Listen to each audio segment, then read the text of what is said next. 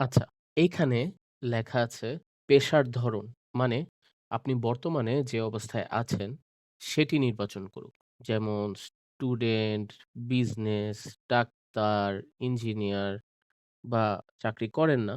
Click করলাম আমি হচ্ছে এখন ইঞ্জিনিয়ার। দিলাম ইঞ্জিনিয়ার। তারপরে বলেছে ডেজিগনেশন মানে পদবি। চাকরি বা ব্যবসা করলে এখানে প্রতিষ্ঠানের নাম প্লাস পদবি লিখুন। আমি এটা একটা এক্সাম্পল দিচ্ছি। ঠিক আছে? আচ্ছা। তারপর বলেছে কর্মস্থলের দেশ। মানে আপনি বর্তমানে যে দেশে কাজ করেন, সেই দেশ নির্বাচন করুন। আমি করি ইউনাইটেড স্টেটস এ, দিয়ে দিলাম ইউনাইটেড স্টেটস। এখানে বলা আছে আপনি বর্তমানে যে শহরে কাজ করেন, সেটি নির্বাচন করুন। তো আমি এখানে দিয়ে দিলাম টেক্সাস। এখানে বলছে মাসিক আয়। মানে আপনার বর্তমান মাসিক আয়ের সাথে সবচেয়ে কাছাকাছি পরিসীমা নির্বাচন করুন।